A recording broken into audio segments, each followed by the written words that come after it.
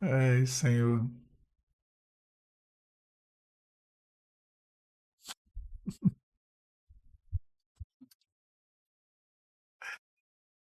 Pessoal, boa noite, a paz do Senhor.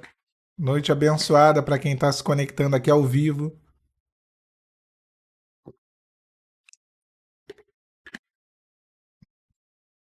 aqui pelo TikTok. Que Deus venha nos abençoar nessa noite de sexta-feira. Tô rindo aqui sozinho porque eu coloquei eu coloquei aqui na categoria fitness e esporte. Meu Deus do céu. Botei errado, né? Fitness e esporte. Esporte do céu. Fitness da glória. Pessoal, vocês conseguem me ouvir direitinho? Como que tá o som de fundo? Tá dando para ouvir o louvor de fundo? Tá muito alto, tá baixo, tá ok?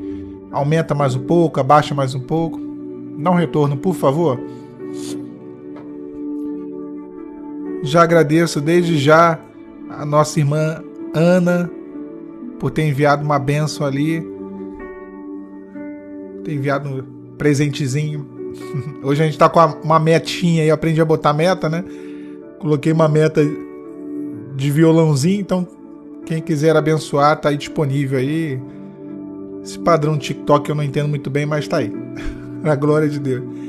Boa noite, pessoal. Tá ok? Tá dando pra ouvir o louvor de fundo? Tá muito alto? Tá ok? Tá como? Tá funcionando? Dá um retorno aí, por favor. Deixar o TikTok avisar.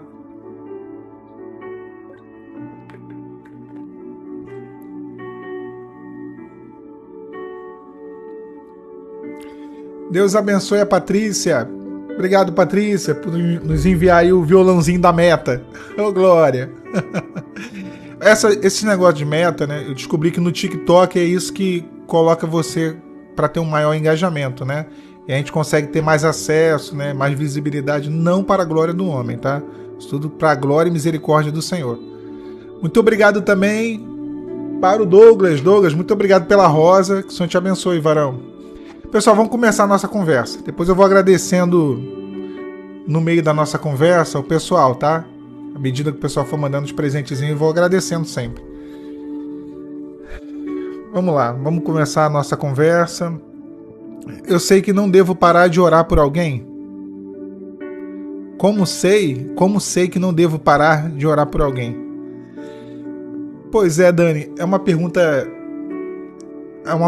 assim que eu acho que isso tudo, o Senhor ele vai trazer respostas, tá? Eu acho que quando nós oramos por alguém ou por algo, sempre devemos seguir aquilo que é a orientação de Deus, né? Aquilo que é a revelação do Senhor para nós. É isso que importa, de fato. Qual é a vontade de Deus? A vontade de Deus ela está recaindo sobre essa oração, sobre esse propósito. Eu acho que se a vontade do Senhor, se foi o Senhor quem te levou a essa jornada, eu creio que as jornadas que vão de encontro à vontade de Deus, elas são até que se cumpra um milagre. Tá?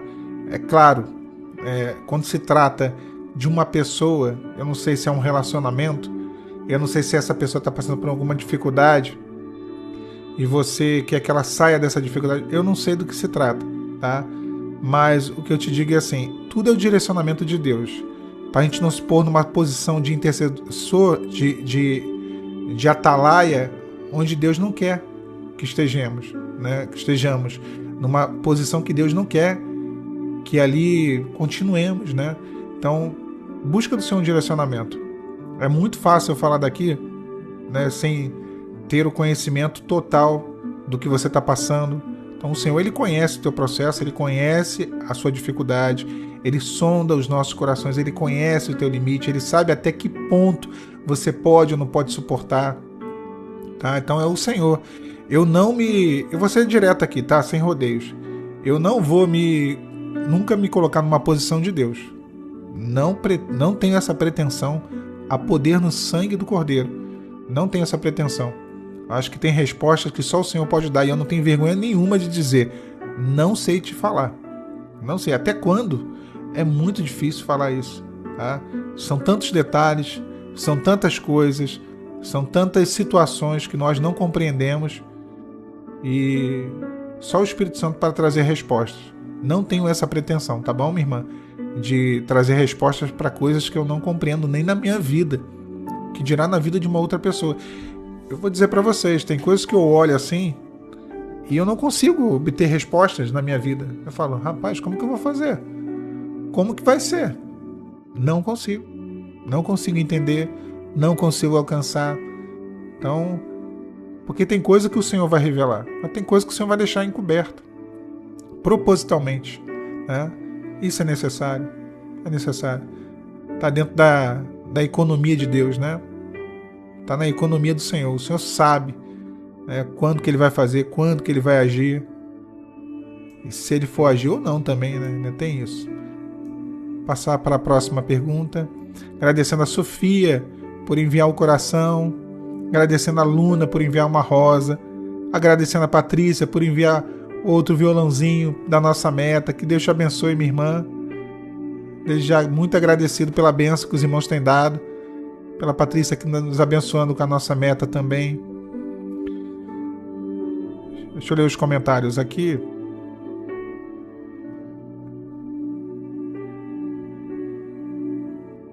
Estou cansada, envelhecendo e não alcanço nada. Não creio que seja a vontade de Deus. Leila, o tempo, às vezes, a gente coloca o tempo como um inimigo, né? Eu sei como que é isso. Eu sei como que é isso. Às vezes o processo é duro e às vezes o tempo do nosso processo esmorece nosso coração.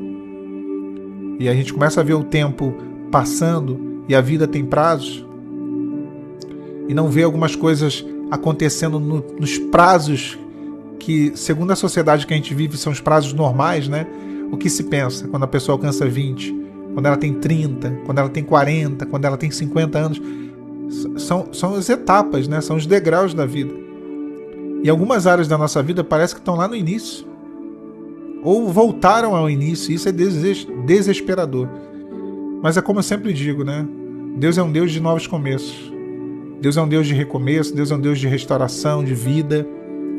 Deus é um Deus cumpridor de propósitos. Então, não perca a esperança. Você pode perder a esperança em tudo, em todos, menos no Senhor. O Senhor pode fazer, de onde nem há possibilidade. A vontade dele é boa, perfeita e agradável, muito embora nem sempre, a princípio, pareça ser boa, perfeita e agradável, mas ela sempre será o melhor para nós. Não tem outra coisa melhor do que a vontade de Deus. Por mais que não compreendamos, por mais que questionemos. Quem não questiona? Eu já subi um monte brigando com Deus, falando, Senhor, eu não quero, Senhor, eu não faço, Senhor, eu não aceito, Senhor, não, não, não, gritando. Até um varão virou para mim e falou, varão, tu é corajoso, hein? Tá brigando com Deus no monte? Eu falei, tô. Eu vou daqui até lá em cima brigando com ele. Aí ele virou rindo para mim e falou, olha, semana passada tinha um companheiro orando debaixo de uma árvore aí, e também meio que tava brigando com Deus. A árvore tá queimada. E o companheiro foi parar no hospital, caiu um raio na árvore. Eu falei, não importa, eu vou brigar com Deus. Botei minhas luvas e subi um monte brigando com Deus. Revoltado. Estava revoltado. Porque eu não compreendia o tempo de Deus. Porque, sobretudo, eu não estava compreendendo a vontade dele. A minha revolta era, por que o Senhor permitiu? Por que o Senhor permitiu comigo? Quantas vezes questionamos isso, né? Por que o Senhor permitiu que eu passasse por isso? Por que o Senhor permitiu que eu vivesse isso? Por que o Senhor deixou que isso acontecesse na minha vida, na minha casa? Por que o Senhor deixou que isso acontecesse na minha saúde, no meu trabalho? Por quê? Por quê? Por quê? Por quê? A gente briga com Deus, a gente coloca a luva. Só que o Senhor é um Lorde, né? Como eu sempre falo aqui. Deus, ele vai encontrar veredas nos nossos corações. E às vezes ele nos quebra de maneiras assim absurdas. Que a gente nem imagina. A gente pensa assim, rapaz, eu tô brigando com ele. Que a gente pensa que Deus vai colocar uma luva e lutar conosco, né? Olha, se o anjo fosse lutar com Jacó, Jacó não ia se tornar Israel, Jacó ia se tornar um defunto. A palavra de Deus fala que um anjo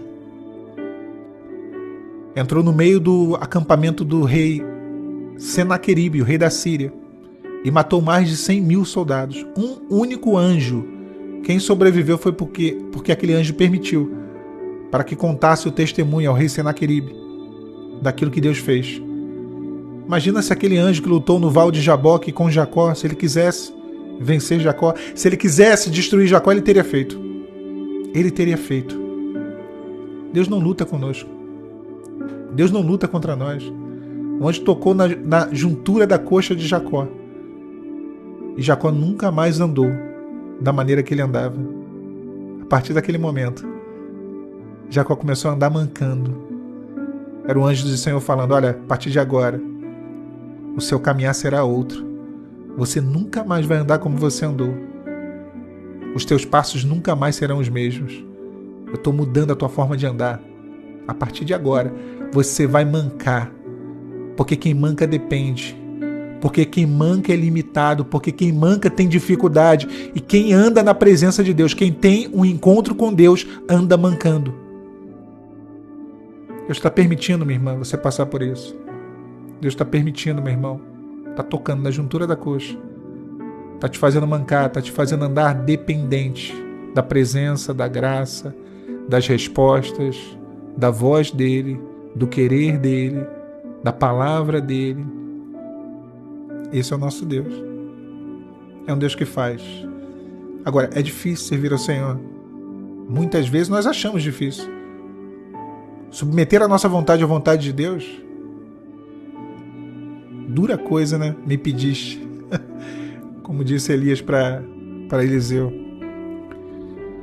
Mas quando nós entendemos que a melhor coisa para nós é servir ao Senhor, Josué vira à beira do Jordão e ele fala: se vos parece mal seguir ao Senhor, escolhei hoje a quem servais. Porém eu e minha casa serviremos ao Senhor. Nós vamos seguir. Eu não me arrependo de servir ao Senhor. E eu vou dizer para vocês aqui, eu não me arrependo dos processos duros que a vida me presenteou, podemos dizer assim. Porque cada processo, cada deserto, cada vale, cada provação, cada caverna, cada depressão, cada tristeza nos leva mais para perto de Deus. Nos leva para mais perto de Deus. Nos conduz ao centro da vontade do Senhor. Nos conduz ao centro do querer de Deus, nos leva a uma nova intimidade, uma nova comunhão.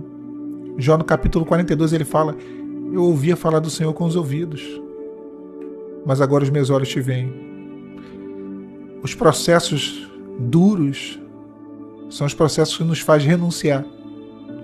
E o reino de Deus não reconhece uma mulher e um homem por suas conquistas, mas sim por suas renúncias. O Evangelho de Cristo é renúncia.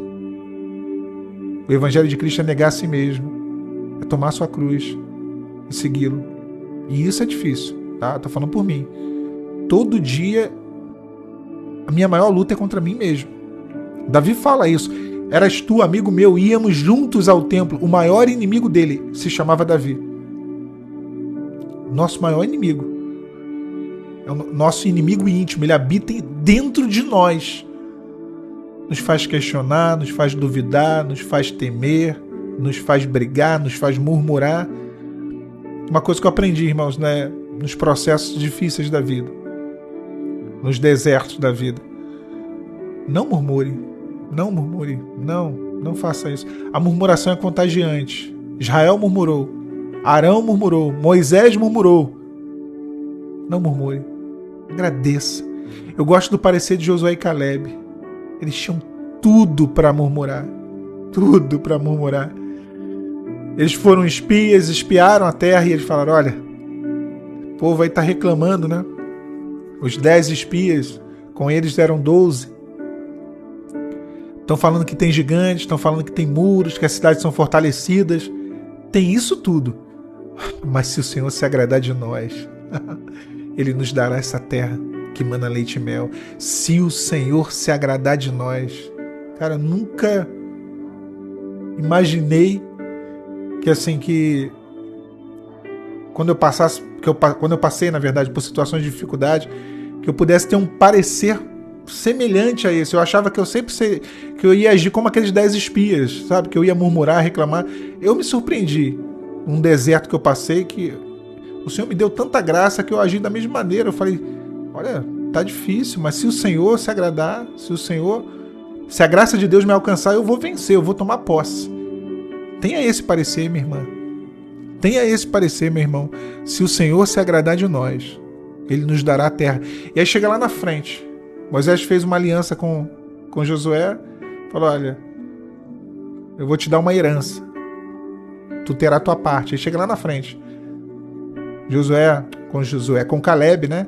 Caleb vira para Josué e ele fala, olha, tal era a minha força quando Moisés me jurou lá em Cádiz que me daria minha parte da herança, minha possessão. Tal era naquela época, tal é a minha força agora. Da idade de 40 anos tinha eu e agora com 80. Tal é a minha força para sair e para entrar. Tal é a minha força para a guerra. Dai-me hoje a minha herança. E aqui eu vou dizer para vocês, olha, as coisas de Deus, a bênção de Deus, não é pro bonito, pro feio, pro rico, para o pobre, para o inteligente. A bênção de Deus é para quem quer. Quem quer? Caleb diz, dai-me hoje a minha herança. Vou voltar aqui em Jacó. O que Jacó tinha? Jacó é o exemplo de quem não era para ser e foi. Não era o primogênito. Nasceu grudado no pé de Esaú. Daí o nome de Jacó, que significa agarrado pelo calcanhar e não usurpador. Isso é uma heresia. Esse é um trocadilho que Esaú usou, porque a palavra usurpador é muito semelhante à expressão, à conotação calcanhar em hebraico, mas o nome dele é agarrado, aquele que se apega ao calcanhar, perdão. Ele não tinha direito, mas ele desejou a bênção da primogenitura. A bênção de Deus é para aquele que almeja, é para aquele que deseja, é para aquele que luta. Jacó tinha todos os motivos do mundo para ser um zero à esquerda, para ser o segundo, porque seria o Deus de Abraão, de Isaac e de Esaú. Mas se tornou o Deus de Abraão, de Isaac e de Jacó. Porque ele quis. Eu acho bonito quando ele entra na presença de Isaac. E ele entra, né? E aí o pessoal vai dizer assim, né? Até a Lia tá perguntando, mas trapacear? Ninguém engana o pai, Lia. Ninguém engana o pai. Você pode tentar trapacear com o homem, mas ninguém trapaceia com Deus. Quando Jacó entra na presença de Isaac, ele colocou o pelo do animal aqui, ó, no braço. E aí quando ele entra na presença de Isaac, Isaac toca nele aqui, e Isaac fala o quê? O braço é o braço de Esaú, mas a voz é a voz de Jacó. Ninguém engana o pai. Ninguém engana o pai. É profético. O pelo do animal que morreu deu a ele o acesso ao pai. O sacrifício de Jesus na cruz do Calvário é o que nos dá acesso. Mas a voz, meu irmão, a voz, minha irmã, é a voz de Jacó. O pelo é de Esaú, é do primogênito, daquele que tem o direito. Mas a voz é do pecador, é de Jacó, é daquele que não tem direito. O sacrifício é de Jesus, a graça é de Jesus, mas a voz é a voz do Alã, do miserável, do pecador, do caído, porque nós somos caídos, desde o Éden, regenerados na cruz. Ninguém engana o pai, ninguém. Então, a gente pensa que assim, Jacó ele não enganou ninguém. Ele não enganou Esaú porque ele fez um acordo. Naquela época a palavra era cartório. Era lavrado em cartório o que era dito. Então ele fez um acordo com Esaú. Esaú vendeu a bênção da primogenitura. Ele trocou por um prato de lentilhas. E como eu disse, Deus sabia, ele conhecia o coração de Esaú e ele conhecia o coração de Jacó. Lá na frente ele vai dizer, amei a Jacó, odiei Esaú. Amei a Jacó. Deus conhece o teu coração. Deus sabe o desejo que há dentro do seu coração. Deus sabe a sua sinceridade. a sua fidelidade. Deus sabe o teu sofrimento, Ele conhece. Não existe desperdício de oração no mundo espiritual. Não existe. Você está no CDB do céu, CDI do céu, Tesouro Direto do céu. Você comprou bitcoins da Nova Jerusalém. Você está investindo, minha irmã. Você está investindo, meu irmão. Você está plantando. A colheita de bênçãos virá. É inevitável. Não existe nada mais fértil do que o mundo espiritual. Você está plantando. Aquele que leva a preciosa semente, andando e chorando, voltará com alegria. A preciosa semente é a promessa. A preciosa semente é a promessa. Aquele que leva a preciosa semente, andando e chorando, andando porque ele não para, ele prossegue. Está na luta, está na prova, está na tristeza, está na angústia, mas ele não para, não volta atrás. Ele anda, andando e chorando, ainda que chorando, carregando a preciosa semente. Voltará com alegria. Lança o teu pão sobre as águas, porque depois de muito tempo encontrarás. Que decisão difícil, né? A semente era o pão. O trigo é o pão. É a base do alimento deles. Que decisão difícil. Fazer um pão e resolver a situação rapidamente, porém momentaneamente. Lembra alguma coisa? Por que tu não transforma essa pedra em pão? É materializar a fé. Trazer solução humana para coisas que precisam de soluções espirituais. Então era uma decisão difícil. Eles faziam pão e ali usavam a semente, o trigo, ou eles lançavam sobre as águas. Ou seja, lançava na terra, molhava a terra ou aguardava a chuva, e aquilo se transformaria numa lavoura. Uma solução a médio e longo prazo, porém duradoura. Lança o teu pão sobre as águas. Tenta resolver, não. Tenta dar solução, não. Não tenta dar jeitinho, não. Jeitinho não funciona com Deus. Toda vez que a gente coloca a nossa mão, Deus tira dele. O bolo está no forno. Eu sempre disse isso lá no canal no YouTube. O bolo está no forno. Não adianta. Já viu aquele programa MasterChef? Uma vez um dos mestres lá, dos chefes lá, falou uma coisa bem interessante. Pode ser o melhor cozinheiro do mundo, o melhor chefe do mundo, maior, mais renomado, mais premiado, ou um aprendiz. O tempo de preparo sempre será o mesmo.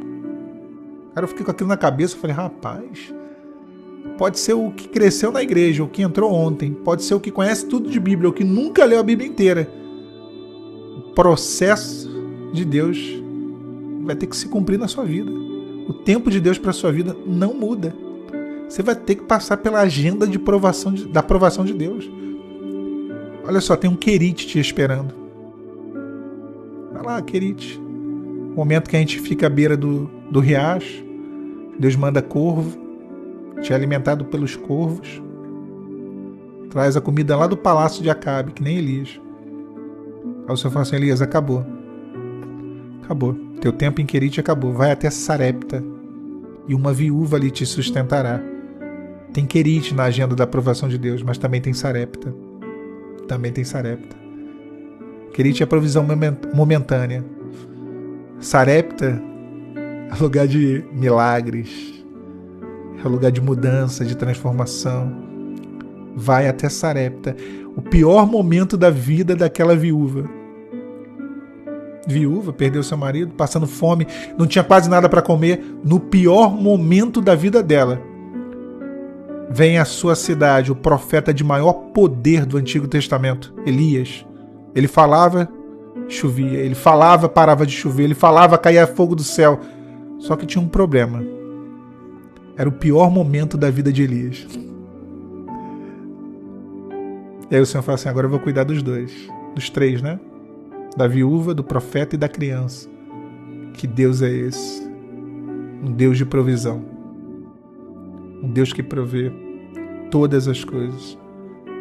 Todos os detalhes da nossa vida. Os mínimos detalhes. Ele conhece. Ele sabe. Ele sabe o que você está passando. Ele sabe pelo que você está passando. Agora, a provação que nós vivemos, né, as provações, nós não conseguimos abreviar. Não tem como encurtar desertos. O que a gente pode fazer, no que se refere ao tempo, é, infelizmente, prolongar os desertos. Então, aquilo que tiver que ser, será. Às vezes eu vejo as pessoas orando por coisas, pedindo para Deus repreender ou impossibilitar coisas que Deus vai deixar fazer, vai deixar acontecer. É necessário. A gente às vezes quer que o Senhor nos poupe de alguns sofrimentos, mas são justamente esses sofrimentos que vão nos conduzir ao plano. Não tinha como José falar: Senhor, não me deixa aqui nessa cisterna, Senhor, não me deixa que me leve para uma terra estranha, Senhor, ela está me acusando, Senhor, não me deixa com que eu vá parar na cadeia. Não, tudo aquilo cooperou para que ele fosse ao centro da vontade de Deus para ele. Tudo aquilo cooperava, tudo, cada detalhe, cada coisa que dava errado era coisa que estava dando certo. Porque para Deus não tem isso, tá dando errado, minha irmã, tá dando errado, meu irmão. Glorifica, todas as coisas cooperam para o bem. Aí lá no final José entendeu, ele falou: olha, rapaz, vocês estão vindo a mim aqui para falar o quê? Vós bem que intentaste o mal contra mim. Eu sei que vocês planejaram, vocês queriam o meu mal, mas o Senhor transformou tudo em bênção. Foi para a preservação da vida. Está preparado para Deus reciclar o mal que foi feito contra você? Aquilo que foi arquitetado, aquilo que foi planejado. E às vezes, meus irmãos, parecem alguns absalões na nossa vida, né? Beber um pouco de água.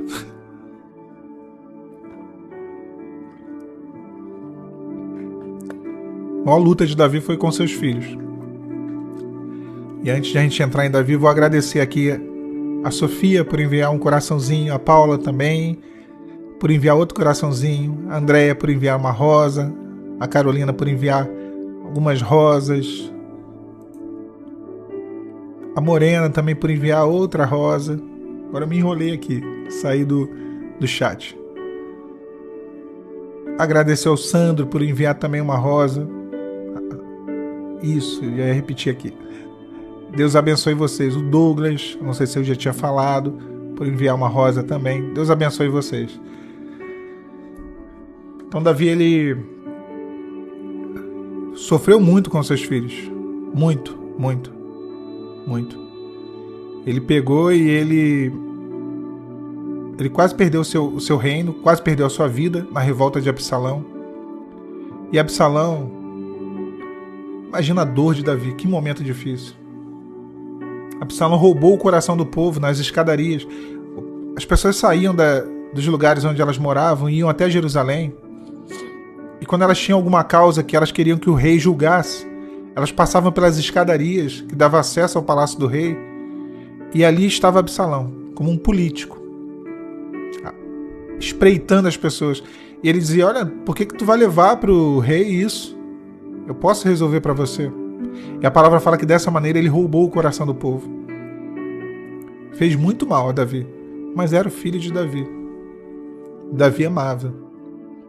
E o inimigo, ele sempre tem os seus agentes, né? Os agentes da destruição, os agentes do caos. E aí colou com Absalão um homem chamado Aitofel, um conselheiro de Davi, que foi para o lado de Absalão. E a palavra vai dizer que quando Aitofel falava, o conselho dele era como se fosse o próprio Deus falando, tamanha sabedoria de Aitofel. Meus irmãos, a sorte de Davi, claro que não foi sorte, foi a mão da providência de Deus. A sorte de Davi, entre aspas, foi que no momento mais importante, que Davi estava enfraquecido, os homens dele estavam cansados, ele estava fugindo. E aí Aitofel vira para Absalão e fala: olha só, se você for atrás do seu pai agora você vai matar e vai destruí-lo.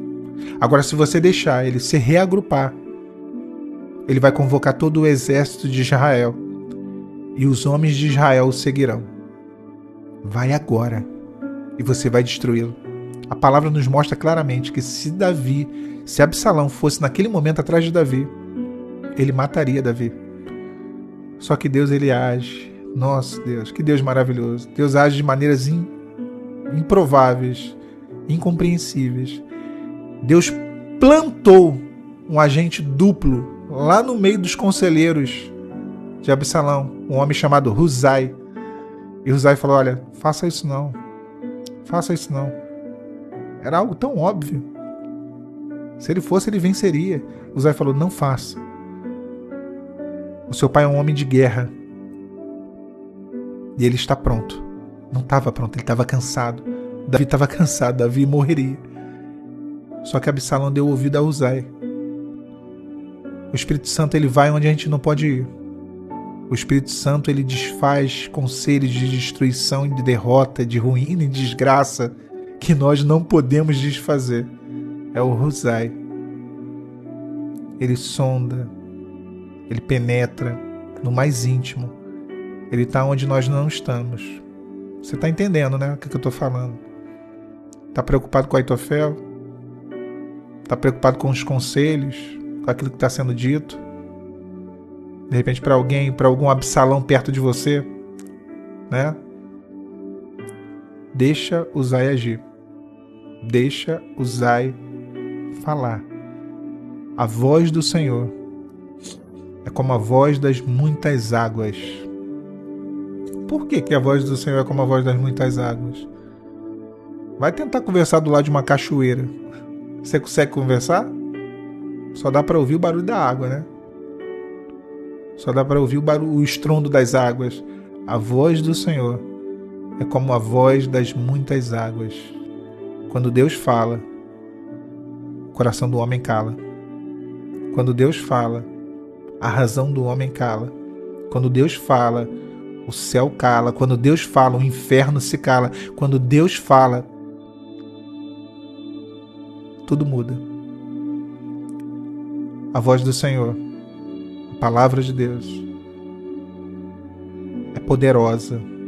Quebra os cedros do Líbano. Pensa num trem duro que era o cedro do Líbano. Algo indestrutível quase. Tão duro que era.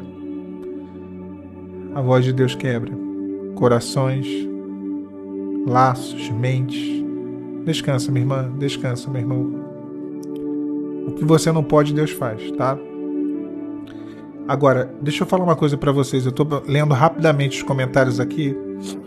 Eu vou falar uma coisa. No desespero, não tem saída. O desespero, ele tem a incrível capacidade de transformar desertos em labirintos.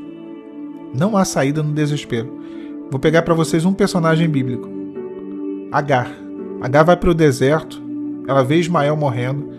Ela se afasta a distância de um tiro de arco, aproximadamente 50 metros. E ela chora, porque ela sabia que o seu filho morreria. Sendo que o anjo do Senhor fala assim: Agar, tem um poço aí diante na tua frente. Ela não viu. Não viu. Você pode ir para uma outra vertente dizendo que Deus trouxe à existência o que não existia. Eu prefiro a vertente de que sempre esteve lá e ela não enxergou porque ela estava desesperada. Desespero é um dos maiores inimigos da fé. E meu irmão, minha irmã, desespero provoca cegueira espiritual.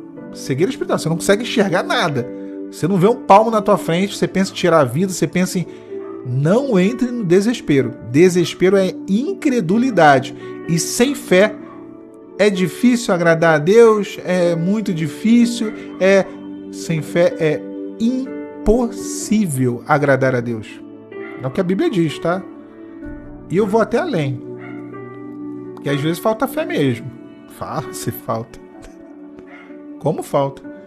Quando falta fé, o que faz, Alan? Sinceridade. Lembra do pai daquele menino? Senhor, se tu podes, cura o meu filho. Jesus responde o quê? Se tu creres. Eu gosto. Acho que o Senhor ele foi meio irônico aí, né? Se tu podes. Aí ele, se tu creres. Aí, Senhor, eu acho linda essa frase dele. Eu não creio, não. Me ajuda na minha falta de fé. Quando faltar fé, que não falte a sinceridade. Senhor, eu não creio, mas eu quero. E eu quero crer. Me faça crer, Senhor. Me faça acreditar. Me faça esperar. Me faça confiar. A sinceridade, ela vai além, né? Ela supre a falta da fé. Agora, tem que crer. E a fé, meu irmão, como eu vou crer? Como crer? Como sair do desespero?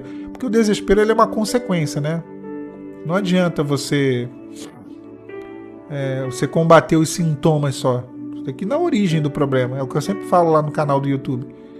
Não adianta você querer tirar com um balde a água que está entrando por cima do barco, se tem um rombo lá no casco do barco e o barco está afundando. Não adianta, o barco está afundando. Qual é o maior problema? É o rombo que está lá no casco do barco. Esse é o maior problema. Então o que tem que fazer com isso? Tem que resolver a origem. O desespero está vindo por conta de quê? Falta de fé. Você não está crendo. Sua fé está fraca ou está inexistente. E aí, como que eu faço, Alan, para ter fé? A fé vem pelo ouvir. E ouvir pela palavra de Deus. Olha, notem os irmãos, não é ouvir da palavra de Deus, não. É ouvir pela palavra de Deus. A palavra de Deus, o próprio Senhor é a palavra de Deus. É ouvir a voz dele. Quando nós ouvimos a voz do Senhor, a nossa fé é reavivada. Ah, como eu vou ouvir a voz de Deus? Eu sei que muitas pessoas têm essa dúvida. Você tem Bíblia em casa? Abre a Bíblia. O Senhor fala comigo. Faça a prova de Deus, minha irmã. Faça a prova de Deus, meu irmão. Deus, fala comigo. Se tu é Deus no céu e na terra, se tu é Deus vivo, eu vou abrir a Bíblia. Vou colocar um dedo num texto e o Senhor vai falar comigo. Eu acho impossível ele não falar contigo. Você tem a espada, tá aí, ó. A espada do Espírito. O Espírito Santo vai falar contigo. Deus vai te revelar. Deus vai te fortalecer. Deus vai te dar condições de continuar na jornada. E aí o desânimo, ó, vai ser dissipado. Se você não está crendo, se o desespero está batendo, é porque você não está ouvindo a voz de Deus. Você precisa ouvir a voz do Senhor. Alan, errei muito no meu processo, me arrependo profundamente. Deus ainda pode me dar uma chance? Bruno, Deus é Deus de segunda chance. Não existe essa história de... É porque às vezes a gente carrega uma culpa e o inimigo ele faz questão de enterrar essa culpa dentro do nosso coração. Deus é um Deus perdoador, meu irmão. Errar, todo mundo erra. Se perdoe, tá? Porque o Senhor já te perdoou. Claro que Deus pode te dar uma chance. Na verdade, Ele já está te dando uma chance. Já está te dando. Já estás limpo. Diz que dos teus pecados eu não me lembro mais. É o que o Senhor fala para nós. Esses dias eu tirei isso aqui. Tomei uma afrontada na cara. Aquela coisa de dedo no olho. Eu abri a palavra e vi assim: já estás limpo. Tipo, rapaz, já te perdoei. Vai e não peques mais. Não peques mais. Então não fica voltando no passado não, tá? Porque às vezes o passado, você tem que se perdoar. O perdão, ele nos dá a capacidade, perdoar alguém ou perdoar a si mesmo. Nos dá a capacidade de revisitar o passado e voltar de lá ileso. Né? Tem gente que vai pro passado, quando lembra do passado, volta arrebentado, né? Então é nesse sentido. A segunda chance aqui é de você reconstruir a sua vida, de você acertar, tá? Estou sendo bem abrangente aqui nesse aspecto da segunda chance. Deixa eu ler os comentários aqui dos irmãos.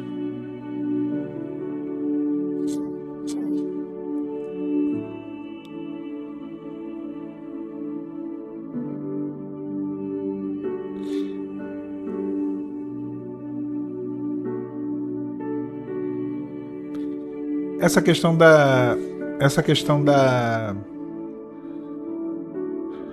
questão de seguir a vida e tudo mais, eu vou falar para vocês de coração, tá? Assim, eu sei que não é todo mundo, mas muitos aqui passaram por processo, pelo que eu tô vendo aqui, né? O canal ele teve muito essa vertente de restauração, e eu vou ser sincero, eu não sigo a linha, talvez a linha mais comum desse meio, não sigo.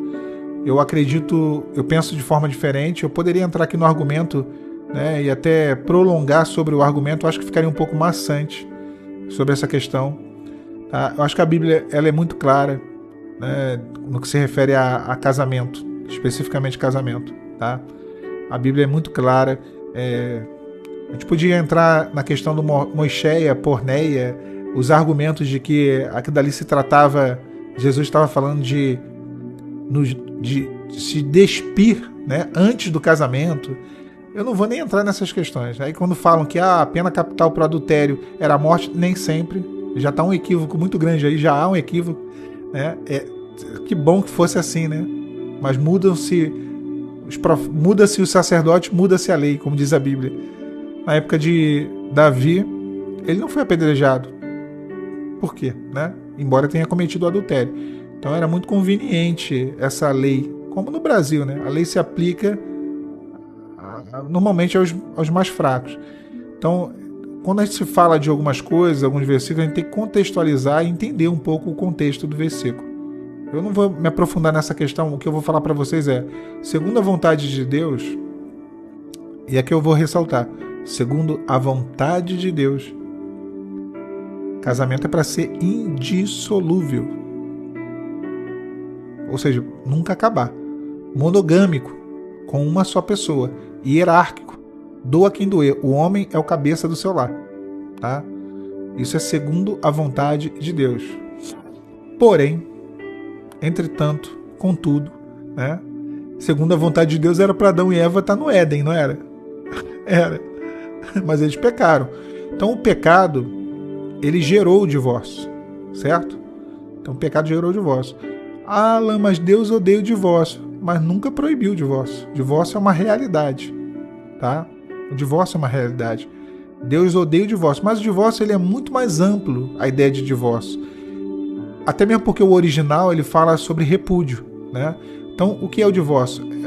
Quando você entra num processo de dissolução, isso já é o divórcio. E no cartório, é só uma oficialização de algo que já está acontecendo.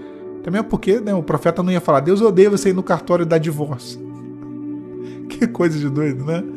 Agora, dentro dessa questão, as pessoas dizem assim, o que Deus uniu, o homem não pode separar. Onde está isso na Bíblia? Não tem isso na Bíblia. O que tem na Bíblia é uma advertência. O que Deus uniu, que não o separe o homem. Não é que não pode, pode e separa, mas não deveria. Porque segundo a vontade de Deus, o plano perfeito de Deus era para ser indissolúvel. Sendo que o abandono do cônjuge, como Paulo descreve em Coríntios, e o adultério, como Jesus menciona nos evangelhos, quebra sim a aliança.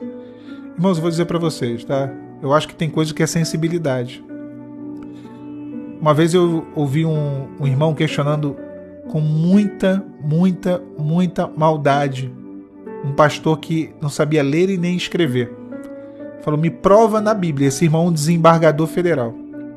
Me prova na Bíblia onde está escrito que eu não posso beber cerveja.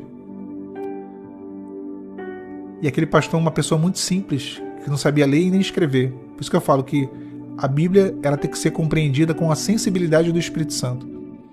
Aquele pastor, de uma maneira muito simples, ele virou para aquele homem e falou, se eu falar de Jesus para você, com um cheiro de cerveja na minha boca, você vai dar crédito à minha palavra? Aí o desembargador riu e falou, claro que não. Aí o pastor respondeu, o mesmo mundo que nos julga por não beber, nos julgaria se bebêssemos. Acabou. Acabou. Não precisa nem provar nada na Bíblia. Acabou o argumento ali. Já está respondido. A revelação ela transcende. A revelação ela vai além da razão. Então, um Deus que é o Pai das luzes, que nele não há variação de sombras, um Deus que não gosta de levar para o oculto as coisas, pelo contrário, ele traz do oculto a luz. A Bíblia foi criptografada pela religião. Puseram ela na Idade Média numa língua morta que é o latim. Foi necessário que o Senhor levantasse um coração, um homem, para que ele pegasse a Bíblia e traduzisse, desse publicidade à Bíblia, porque estavam cometendo um monte de heresias. Vocês realmente acreditam que sobre um assunto tão sensível como casamento, divórcio e separação, Deus ia criptografar a mensagem dele? Eu não acredito. Será que Deus ia tornar tão inacessível que a pessoa teria que ir para o original, ver transliteração, tradução, Septuaginta, Vulgata Latina, para poder entender realmente Mocheia, Porneia? Eu não acredito. Eu acho que o que está escrito lá é o que é. Adultério quebra alianças. Quebra sim. Deus se divorciou de Israel. Está na Bíblia isso. Deus se divorciou. Deus deu carta de divórcio a Israel. Alianças são quebradas. Israel quebrou uma aliança no deserto com Deus. Quebrou uma aliança. Moisés estava lá em cima do monte e o Senhor falou assim, desce, porque o teu povo transgrediu. Notem os irmãos, o pronome ele muda. Deus já não chama mais Israel de meu povo. Um capítulo antes ele tinha falado o meu povo, se o meu povo. Ele fala o teu povo. E aí Moisés desce com as tábuas da lei, não é verdade? E o que ele faz quando ele vê o bezerro de ouro, o povo lá com o adultério espiritual? Ele quebra as tábuas da lei. Ele quebra as tábuas da lei. E aí ele sobe novamente. Então aquela aliança foi quebrada. E aí ele sobe e o Senhor escreve em novas tábuas as mesmas palavras. Uma aliança foi refeita. Mas depois Israel quebra de novo a aliança. Quebra de novo com a heresia, com a apostasia, com o abandono, né, da fé. Os reis de Judá, os reis de Israel, eles são entregues aos assírios, aos babilônicos. E aí vem Jesus. E o que Jesus fala na ceia? Esse é o meu corpo que é dado por vós. E esse é o cálice. O cálice de uma nova aliança. Porque a primeira aliança foi quebrada por Israel. O escritor de Hebreus vai dizer uma melhor aliança, com melhores promessas.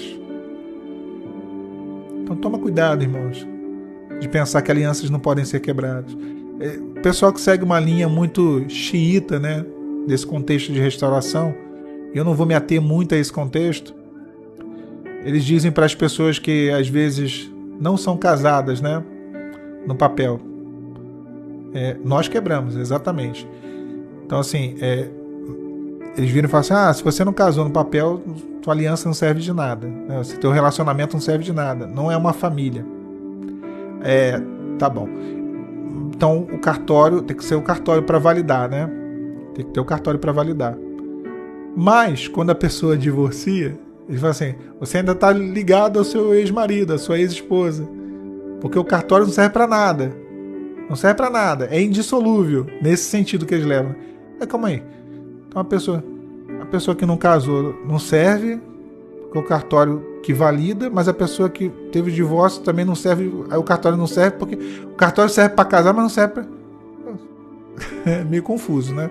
Então assim, o que eu falo para vocês? Foca em vocês. Quem aqui está vivendo uma situação de dissolução.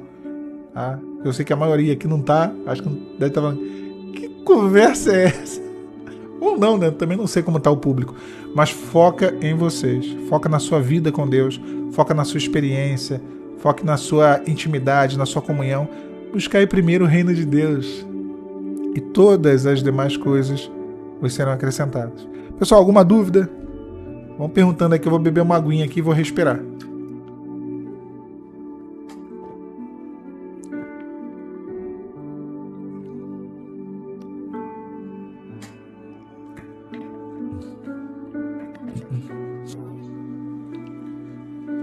Obrigado, pessoal que está mandando aí as florzinhas. Pessoal que está ajudando também na meta do violãozinho.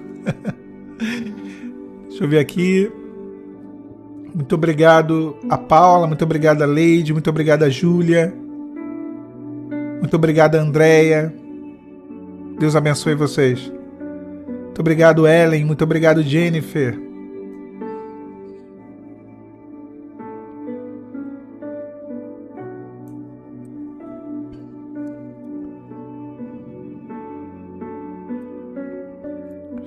Como saber se Deus não, como saber se Deus não está no relacionamento?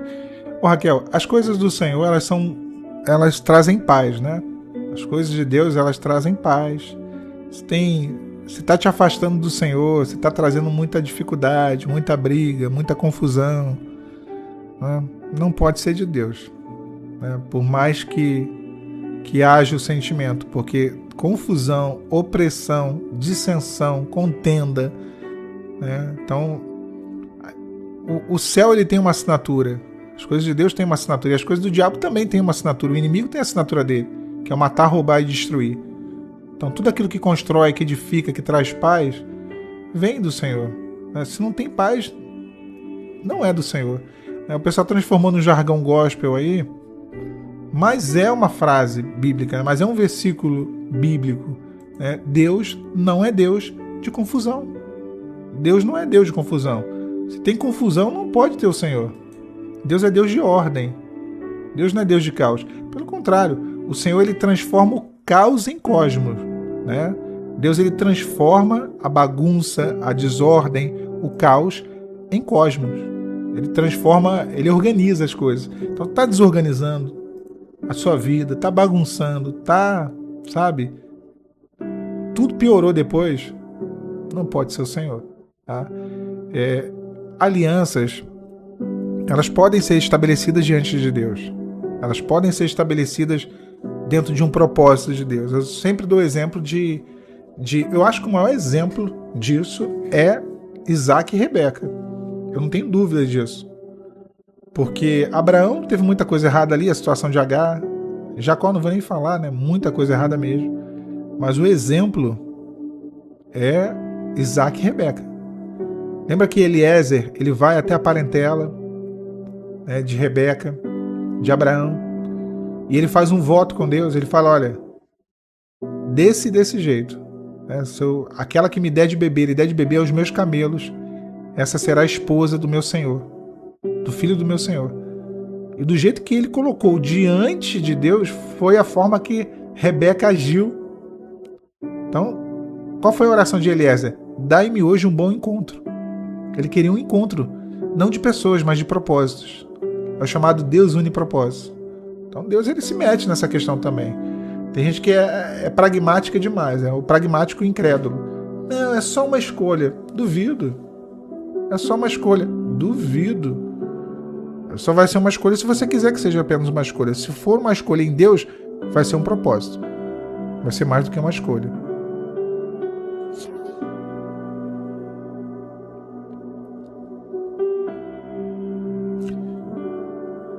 O que eu posso fazer para que a minha área financeira se alinhe? Olha, isso aí eu posso falar com propriedade, né, do exemplo do errado. Porque às vezes nós nos precipitamos, né, com situações que se apresentam, com dificuldade. Eu passei por um vale aí com o negócio de carro, que eu vou falar para vocês, né? Carro é uma luta, né? Quando não é uma benção, é uma luta. Eu sou muito grato ao Senhor, né, pela minha caranguinha toda quebrada, que hoje deu um problema, não tá nem saindo do lugar mais. Mas assim, mas aí eu me compliquei. E às vezes nós entramos em dificuldades por querer resolver com pressa, querer resolver rápido, a gente recorre, né? E aí entra numa dificuldade. E aí vem o Senhor para nos dar sabedoria, para nos dar saúde financeira, né? Para nos ensinar. Ó, não vai mais por esse caminho. De novo, eu acho que essa questão toda, Rosane, o Senhor, o prumo está na mão de Deus. Deus pode alinhar todas as áreas da nossa vida, se dermos liberdade, tá? Não tem muito o que fazer, tá bom? O problema todo é que a gente não dá liberdade em algumas áreas, né? É tipo assim, Deus, pode mexer. Tá muito alto o louvor aqui no fundo? Vocês querem que abaixe ou tá legal? Tá dando para ouvir? Nem sei. Dá um retorno quanto a isso, por favor. O problema todo é que às vezes a gente faz assim, Senhor, pode mexer na minha vida espiritual, pode intervir na minha vida, na minha saúde, no que quiser, no meu lar, mas no dinheiro, deixa comigo. Não é a verdade? Essa parte aí, Senhor, deixa que eu mexo. A gente não coloca Deus na situação. Oséias diz assim, Efraim é um bolo, Mas Efraim é um bolo que não foi virado. Como assim? Um bolo que não foi virado. O fogo, ele incidiu sobre uma parte do bolo e aquela parte foi assada, ficou pronta. Porém, o bolo não foi virado. A outra parte não houve a incidência do fogo. Às vezes, nós somos como Efraim. Efraim tinha tudo para dar certo. Era a tribo mais rica. Foi abençoado de maneira absurda. Lembra quando Jacó vai abençoar Efraim? Efraim não era o mais velho. O mais velho era Manassés. E aí o que Jacó faz? Ele inverte a mão. Ele bota a destra sobre a cabeça do mais novo, que era Efraim, e a esquerda sobre a cabeça de Manassés. José olha, José, não, pai, não é assim não, tá errado, não se faz assim. Jacó vira para ele e fala, é assim mesmo. É assim mesmo. O maior será o menor. O menor será maior do que o mais velho. É assim mesmo. Efraim foi abençoado. Foi uma tribo próspera, se tornou o reino de Israel, capital Samaria. Foi abençoado. Mas era um bolo que não foi virado. A vida deles com Deus não era uma vida plena. Eles não deram acesso total ao Senhor.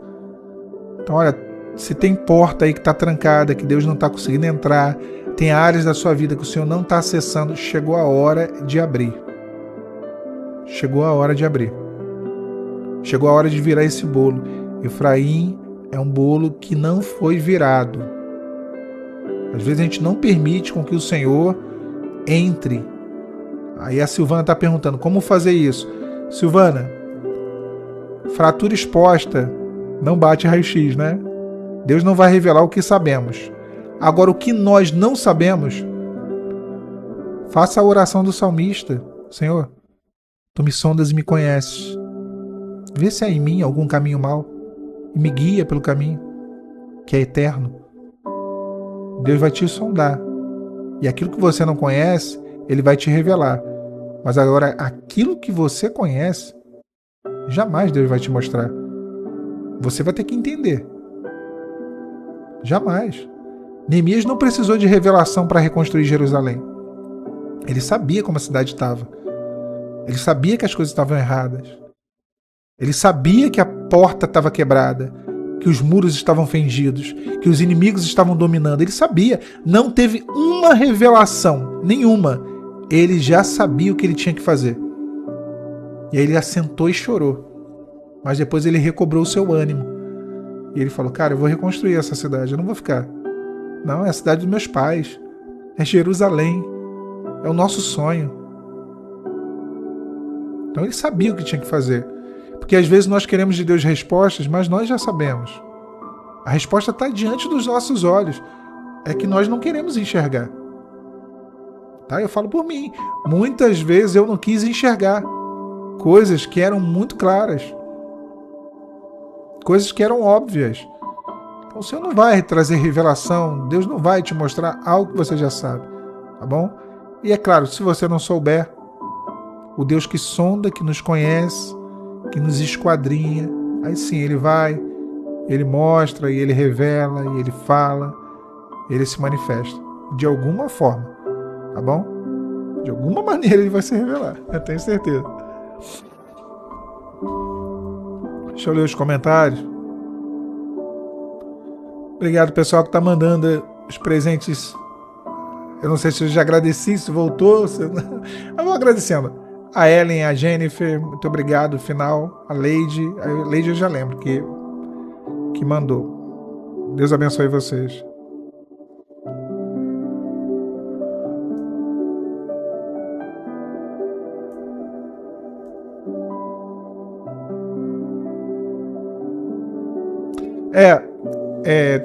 Sobre essa questão de restauração, né? Eu sempre digo o seguinte, pessoal: a restauração de um relacionamento, de um casamento, de o que quer que seja, é uma possibilidade. Não é uma obrigação. Não é uma obrigação, tá? Nem tudo, nem sempre Deus restaura. Sinto lhe informar, tá? Porque qualquer restauração, ela depende de uma palavra. arrependimento. Arrependimento. Deus só restaurou o relacionamento de irmãos entre Jacó e Esaú depois de 20 anos, porque Esaú se arrependeu. Jacó, ele desceu o Val de Jaboque, lutou contra o anjo para alcançar graça diante dele. José só perdoou seus irmãos porque ele viu neles o arrependimento. Se eles não tivessem se arrependido, eles estariam até hoje lá no calabouço de Faraó, presos. Então, o que acontece? O arrependimento ele é necessário. E eu sinto informar os irmãos. Eu sinto informar. Eu não trabalho com falsas ilusões. Eu não prego triunfalismo. Não prego. Tá? Onde Deus ele se torna um refém e ele vai fazer tudo aquilo que a gente quer. Isso é cordonizes, isso não é maná. E a palavra de Deus é maná. O maná é o suficiente, é o necessário. Ainda que o sabor não seja aquele que a gente queira. Tá? Então, eu vou dizer para vocês. Falei isso na outra live e repito. Deus não vai salvar todo mundo. E ele não vai salvar não é porque ele não pode salvar. Ele pode, ele tem poder para isso. É porque ele não é um ditador. Deus não vai salvar não é porque ele não quer salvar. A palavra fala que a vontade dele era que todos fossem esclarecidos quanto à verdade. Então Deus quer, Deus pode, mas Deus não vai salvar todo mundo. Porque nem todo mundo vai se arrepender. Infelizmente, né? Por isso, muitos serão chamados e poucos serão escolhidos. E a pergunta de $1 milhão, porque o dólar vale mais do que o real, né? Se nem todo mundo vai se arrepender no que se refere à salvação, o que dirá no que se refere a um relacionamento? Não vai se arrepender. Nem todo mundo vai se arrepender. Sinto lhe informar, tá? Então, por isso que a gente segue a nossa vida com Deus. Por isso que o foco da nossa vida é o Senhor. Por isso que o foco da nossa vida é a nossa restauração com Deus. É aquilo que eu chamo de restauração pessoal. De restauração de vida. De transformação. Sabe? Os desertos da vida se trata disso. Da sua experiência com Deus. Da sua mudança. Tá? Eu falei isso aqui. Os discípulos encontraram Jesus no mar da Galileia.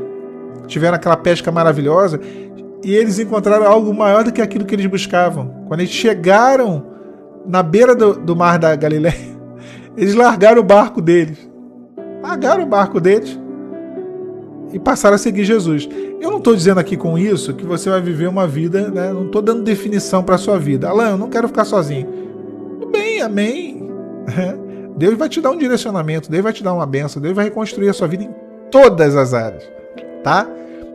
É opcional. Você pode lutar por uma restauração a sua vida inteira, tenha certeza que é uma possibilidade. Ou você pode encontrar um Boaz bonitão aí. Ou uma Esther. Então, são possibilidades, tá? São possibilidades. A pessoa vai reconstruir a vida em Deus. Amém. Não tem dificuldade nenhuma, tá?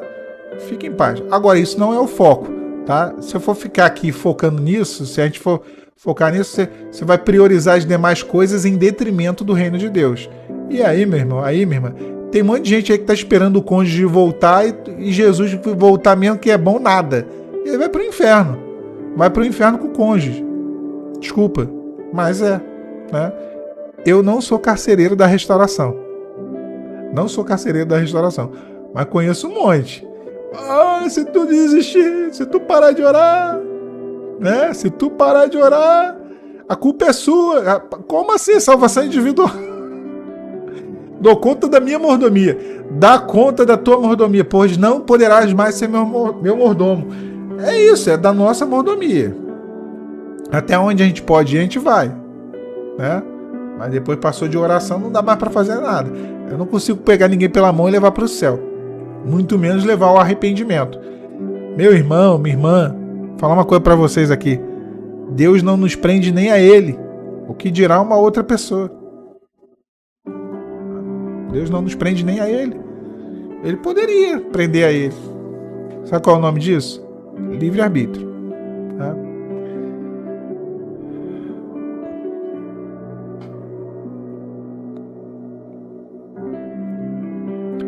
Agradecendo a Jennifer, pela Rosinha, a Andressa. A Jennifer eu acho que eu já agradeci. A Jennifer deve estar lá de novo. A Andressa pelas 10 rosinhas. Deus te abençoe, minha irmã, pelo coração também. Muito obrigado, pessoal. Tá abençoando.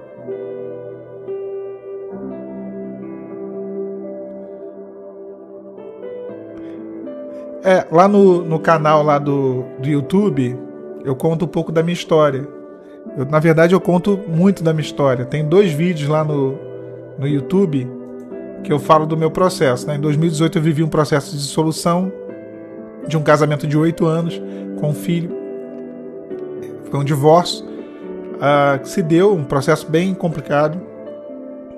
E eu falo sobre isso lá Aí aquilo tudo que acontece sempre, né? Aquela história toda que acontece sempre quando você passa por uma situação de dissolução. O inimigo ele não muda a forma dele de agir e ele destrói, ele acaba com o relacionamento, e aí aquela opressão toda, aquela coisa toda que a gente conhece. Então os detalhes estão lá no YouTube. Meu Deserto 1 e Meu Deserto 2. São 2 vídeos que eu fiz e eu falo sobre esse meu processo, que eu emagreci 30 quilos, operei 5 vezes, fiquei em depressão profunda, mas Deus foi reconstruindo. Tá, resumidamente. Não dá mais spoiler não. Vai lá no YouTube, meus irmãos, e vejam.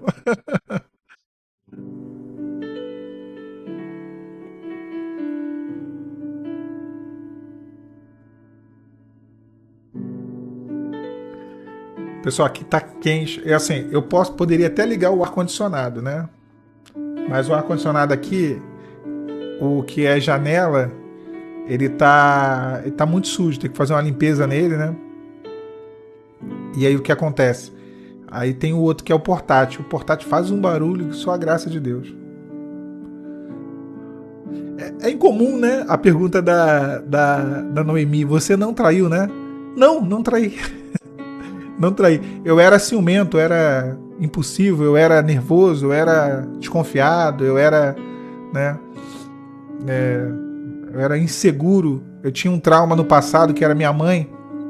Ela perdeu em 1992 o meu pai, a mãe dela, minha avó, e o meu avô, o pai dela. Então ela perdeu o marido, o pai e a mãe. E aí o que acontece? Ela foi viver a vida dela em 1992. Eu tenho 3 irmãos, somos 4. Eu sou o mais novo. E eu com 8 anos, eu me vi sem mãe. E aí eu criei Isso aqui não foi psicólogo não, tá? Foi Jesus. O psicólogo do céu. Não tô falando que psicólogo seja ruim, é bênção mesmo. É necessário ter, tá? Para uma situação dessa. Mas o psicólogo do céu, que é Jesus, ele me fez revisitar esses traumas e entender o porquê da minha insegurança. O porquê da minha desconfiança, o porquê do ciúme, o porquê de toda aquela neurose, né, que ajudou muito na dissolução. Ajudou muito. Quando um relacionamento acaba, ninguém erra sozinho. Só que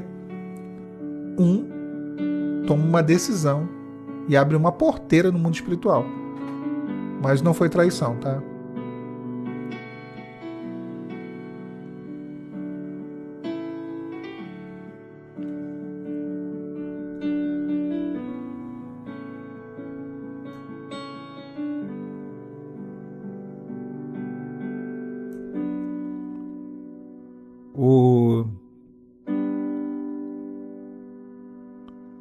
Ler os comentários. Subiu aqui, rapidinho.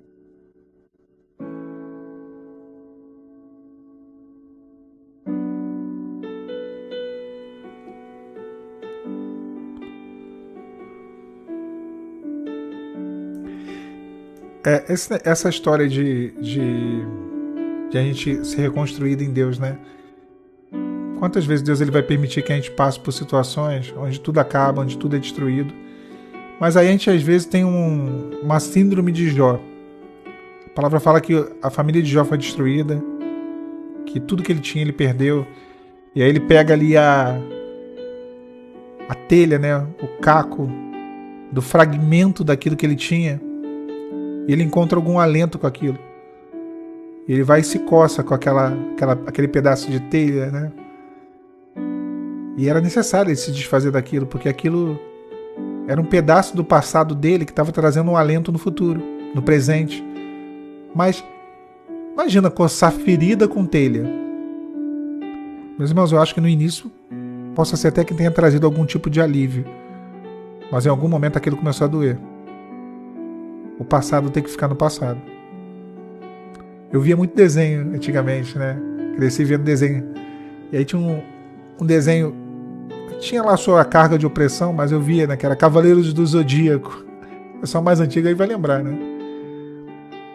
E aí chega uma etapa lá que eu lembro que tinha um mestre e um discípulo. Yoga e o Cavaleiro de Sagitário, que era o mestre dele. E esse discípulo, ele tinha uma pendência do passado. A mãe dele estava sepultada, congelada no mar da Sibéria. E ele não conseguia prosseguir, ele não conseguia avançar, porque o corpo da mãe dele estava ali, naquele naufrágio. E durante alguns anos ele visitava, de tempo em tempo ele quebrava o gelo, ele mergulhava, e ele ia lá no mar da Sibéria, né, naquela parte ali do naufrágio, que não era muito fundo, e ele via o corpo da mãe dele, que estava preservado, né, nesse desenho. E aí o que acontece, né? Cavaleiros do Zodíaco, eu falei Caverna do Dragão, é Cavaleiros do Zodíaco. E aí chega um momento que o mestre dele percebe que aquilo estava prendendo ele, porque o passado estava prendendo ele. E ele libera a mãe dele, porque ele nunca conseguiria fazer isso. Ele jamais ia conseguir fazer isso. E nesses desenhos sempre tem uma lição, sabe? Porque eu acho que mesmo criança ali eu aprendi algumas coisas, né? E hoje a gente olha assim e fala, rapaz, eu era criança. Hoje a gente entende mais, né? Como que o passado nos prende, como que o passado nos trava, como que o passado impossibilita com que venhamos avançar. Então, às vezes é necessário o rompimento com o passado. Lembra quando o Senhor ele vira para Israel ali diante do mar e ele fala assim, ó, esses egípcios que vocês hoje veem, nunca mais tornareis a ver. Ou seja, acabou. O Egito vai ficar para trás. É uma nova etapa, é uma nova fase, é um novo momento. Deixa o passado lá atrás. Paulo vai dizer, uma coisa eu faço, e agora é que, esquecendo-me das coisas que para trás ficam, olhando para as que diante de mim estão, eu prossigo para o alvo. Prossigo. Qual foi o problema da mulher de Ló? Falei de Jó, mas vamos falar de Ló. Ela olhou para trás e ela paralisou. Ela não conseguiu mais avançar, porque ela olhou para trás. O passado fez ela virar uma estátua de sal. O passado fez com que todos os projetos, todos os desígnios de Deus para ela viessem a morrer. Foi o passado.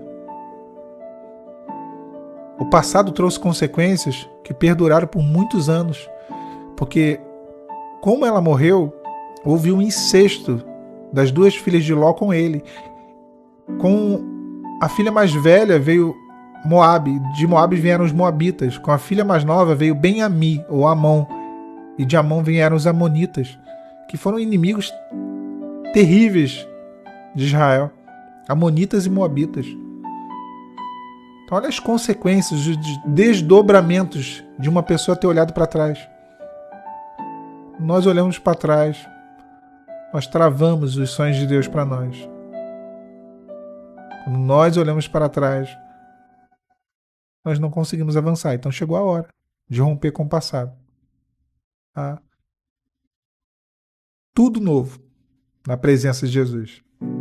Lembra que eu falei isso? Eu falei isso na outra live. Eu falei, pessoal, todo mundo deixou alguma coisa para trás. A mulher samaritana deixou o cântaro. Perguntei, ela deixou o quê? Ninguém respondeu. Sou povo de Deus. Bartimeu deixou a capa. E Paulo deixou as cartas. Não eram? As cartas que estavam ali que ele tinha, né, das sinagogas, a autorização para poder perseguir o povo, né? Os cristãos e tudo mais. É isso, deixa para trás. Olha para frente, meu irmão. Quebra o retrovisor. Acabou. Acabou. Que negócio de daqui para frente é só para trás? Não, daqui para frente é só para frente. Daqui para frente é só vitória. Olha, Noemi, tu deu um exemplo aqui que eu amo, tá? Esse teu exemplo aí, ó, fiquei até arrepiado aqui só de Eliseu matou os bois. Que coisa linda. Que coisa linda. Lembra? Elias passou, lançou a capa sobre ele e falou, olha, segue-me. Eliseu falou, tudo bem, só espera um momento. Ele foi lá e queimou os bois dele. Ele estava dizendo assim, olha, se um dia eu pensar em desistir e eu quiser voltar a ser um fazendeiro, eu não vou nem poder fazer isso, porque os bois não vão existir mais. Eles não vão estar mais ali me esperando. Ele rompeu completamente com o passado dele, para nunca mais voltar. Nossa, isso é lindo, porque aqui agora até é lindo, né? Inclusive na série The Chosen, tem um momento que eles comentam esse texto, né? Que Eliseu, ele queimou os bois para poder nunca mais voltar. Cara, eu vou falar para vocês, Eliseu era sensacional, tá?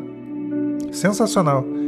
Eu tenho um carinho muito grande por esse profeta, porque ele, diferente de Elias era aquele profeta cansadão, aquele profeta que tava, sabe, ele pegou um burnout ali, já estava estafado. E Elias é um caso onde que um profeta, no meio do seu ministério, pede demissão. Ele entregou para Deus uma carta de demissão. E o mais louco disso tudo foi que Deus aceitou. Mas Eliseu não. Eliseu era abusado. Era ousado. Queria a porção dobrada do espírito de Elias. Queria a capa de Elias. O bicho era brabo. Profeta de poder, Eliseu. Não que Elias não fosse, também era, mas Eliseu era ousado. Ousado. Né? E aí ele vira, né? E ele queima, ele nunca mais voltaria. Nunca mais voltaria. Lembrei de outra série aqui, mas essa eu não vou falar não. Mas é muito bonita também essa parte. Fala também de passado. O passado é necessário, né? A gente deixar pra trás, esquecer. Deixa eu agradecer o pessoal pelos presentes. Tô cego, hein, gente?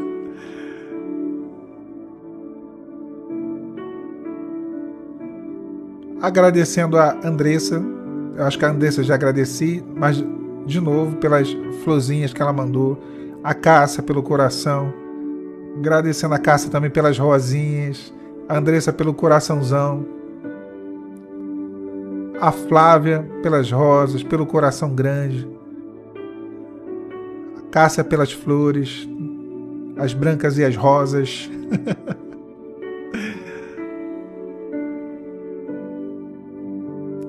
Deus é Deus de refazer as coisas, né? Agora, esse texto de Paulo, uma coisa eu faço agora esquecendo das coisas que para trás ficam, olhando para as que diante de mim estão. É porque tem muita coisa que está na nossa frente, né? Foi o que eu falei. E às vezes a gente não se atenta para isso. Tem coisa que está diante de nós. Eu gosto do texto de Paulo que ele fala assim: bendito seja o Senhor e Pai, o Deus e Pai do nosso Senhor Jesus Cristo, que nos tem abençoado nas regiões celestiais com toda a sorte de bênçãos. Uma vez eu fui para São Paulo, estava conversando com um varão, né? Todo mundo já tinha ido dormir, os rapazes lá, a gente estava em grupo de 6 varões. E eu saí assim, o varão estava acordado, tomando café, e eu fui conversar com ele, um servo de Deus, um varão de experiência. Ele falou assim: rapaz, a gente conversou muitas coisas, mas uma coisa que ele falou para mim eu achei lindo. Ele falou: olha, Deus, e simples, mas lindo, Deus nos dá um cheque em branco. É em branco. Se você colocar ali R$1, é R$1. Você colocar 1 bilhão é 1 bilhão, é em branco. O teu milagre é do tamanho da tua fé. Eu falei, é isso. O teu milagre é do tamanho da tua fé. Rapaz, aquilo entrou no meu coração que nem uma flecha. Eu falei: Senhor, meu milagre vai ser do tamanho da minha fé. Eu vou lutar na madrugada, vou brigar, vou fazer que nem Jacó. E aí eu cheguei, voltei pro Rio, né? Eu falei pra vocês, eu tinha emagrecido 30 quilos, né? E aí eu tava com uma hérnia inguinal. Nunca tinha tido doença nenhuma. Nos desertos da vida, meu Deus, nosso metabolismo parece que entra em colapso, a imunidade abaixa, todo mundo fica doente, opera. Operei 5 vezes. Mas enfim, a primeira foi a hérnia inguinal. aquilo me dava febre, aquilo doía, não conseguia andar, não conseguia fazer nada direito. E eu estava desempregado. E eu estava em depressão. E a minha mãe e minhas irmãs subiam aqui, a minha cunhada, para lavar a louça. Até rato tinha entrado dentro da casa. Eu não conseguia fazer nada. Nada. Só que Deus, ele começa a nos curar. Deus começa a agir. Deus começa a mover. Deus começa a ser Deus. Eu digo que a minha primeira grande vitória foi a geladeira foi consertada. Eu estava há 5 meses sem geladeira. E aí eu consegui dinheiro para consertar a geladeira. E aí eu fui para uma entrevista. Eu falei, Senhor, era uma indicação, um amigo meu, eu falei para ele da minha situação, ele falou, olha, vai cara, vai, tu tá precisando, e eu fui. E aí eu lembro que foi na Suburbana, aqui no Rio de Janeiro, e o médico, ele fez uma coisa que nunca vi médico fazer aquilo. Eu já tinha passado em tudo, ele mandou eu tirar a roupa, coisa que faz no exército, né? Quem é homem aqui, os varões aqui vão ter ideia disso, que a gente vai fazer o alistamento. E mandou eu assoprar assim, ó. Só que quando eu tirei a roupa, ele viu que eu estava usando uma cinta inguinal, que é uma cinta que se usa, né, para quem tem hérnia inguinal, para ela colocar a alça do estômago, né, que é a hérnia inguinal, isso, a ponta do estômago, para colocar para dentro. Ele viu e falou, rapaz, tô te reprovando aqui agora, porque você tá com hérnia inguinal, eu não vou te admitir assim. E eu saí muito triste. Falei com meu amigo que tinha me indicado. Ele falou, cara, Deus sabe de todas as coisas. Eu falei, sabe. E aí eu fui andando assim na rua. E eu passei em frente a uma igreja muito grande, né? Um templo muito grande ali na Suburbana. Todo mundo conhece. Eu falei, eu vou entrar, cara. Eu tenho que orar. Não importa. Concordar, discordar. Não vou entrar nem nas questões eclesiásticas, mas eu vou entrar. O Senhor falou assim. Na hora o Senhor falou comigo. Não mandou eu não entrar. Não foi nada disso. Ele falou assim, olha, eu vou mudar a sua vida naquele closet onde você ora, 3 horas da manhã, na madrugada, eu vou mudar a sua vida vai mudar lá. Eu ouvi como eu ouço qualquer uma pessoa, eu ouvi a voz de Deus, claro, com a luz do sol. Aí eu fui para casa, orei, busquei. Isso foi em setembro. Passou outubro, passou novembro, veio dezembro, nada mudou, nada. E aí eu fui para o culto de final de ano da igreja. E aí cheguei no culto do final do ano e todo o culto de passagem eu sempre criei o hábito de pedir a Deus uma palavra, que seria a palavra para o meu ano, né? E aí o Senhor falou comigo um texto que era assim, e acontecerá que a vara do varão que eu tenho escolhido florescerá. E eu perguntei, Senhor, como vai ser esse meu ano? E aí veio esse texto. Eu entendi, mas não entendi. Eu perguntei ao pastor, conversei com ele, e ele estava me dando muita assistência, né? Por conta do processo, ele estava muito perto de mim. Esse pastor da minha igreja foi sensacional comigo. Ele falou assim, olha, ele riu, ele falou assim, o que está escrito aí? Aí eu li para ele, só guarda uma coisa, a vara florescerá. Deus vai fazer você florescer nesse ano. Meus irmãos, eu vi acontecer em 5 meses o que não aconteceu na minha vida inteira. Deus mudou a minha vida. Na madrugada, na oração. Eu desconheço algo mais poderoso do que a oração pela madrugada. Eu desconheço algo mais poderoso do que você levantar 3 horas da manhã na madrugada, dobrar os teus joelhos e orar. Eu desconheço. Eu falo para vocês com toda certeza do mundo aqui, com toda a convicção do mundo. Você quer mudar, você quer ter mudança, você quer transformação, você quer vitória, você quer provisão, você quer milagre. Meu irmão, minha irmã, entra na madrugada. Você vai romper o céu e o inferno com a tua oração. É um segredo, é um atalho que eu estou dando para você. Como diria um pastor da minha igreja, né? De madrugada, a fila para falar com Deus é menor. É muito poderosa a oração da madrugada. Muito poderosa. 3 horas da manhã. Eu entrava na brecha para falar com Deus. Eu falava, Senhor, Tô me colocando na brecha. Eu escrevia. E eu brigava, tá? Ali naquele closet. Eu orava na madrugada ali de pé. De pé. Andava para um lado, andava para o outro. Acho que eu andava alguns quilômetros ali. Para um lado, para o outro. Cantava louvor. Pegava os post-it que eu colei ali na parede, né? Falava assim, ó, aqui, ó, isso aqui, ó. Fazia que nem Ezequias fez com as cartas de Senaqueribe, né? Do Rabsaqué. O Senhor tá aqui, ó, Senhor. É isso aqui, ó. E Deus mudou a hora através da oração. 3 da manhã. 3 da madrugada. Alain, mas aonde tá... Meu irmão, Josué levantou de madrugada para poder derrubar as muralhas de Jericó. Gideão levantou de madrugada para vencer os exércitos dos midianitas. Jacó, pela madrugada, atravessou sozinho o val de Jaboque. Jesus, na 4ª vigília da noite, de 3 às 6, de madrugada, socorreu os discípulos. Abraão se levantou de madrugada, albardou a sua jumenta e subiu o monte junto com Isaac. Madrugada tem segredo. Quem já entendeu isso sabe o que eu estou falando. O pessoal assim, Alain, não conta esse... Não, que isso, gente? Vamos compartilhar o mistério. É segredo mesmo. É o que eu falo. Cristianismo não é meio de vida, né? E não é teoria. Cristianismo é prática de vida. Quer ver se uma coisa funciona? Faça. Eu, particularmente, por uma mentalidade religiosa que eu tinha, por muito tempo na minha vida, pela religiosidade, né?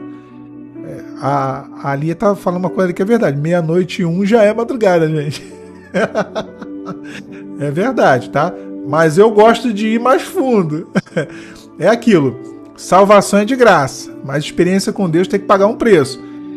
Eu acho mais fácil acordar 00:01 ou ficar acordado.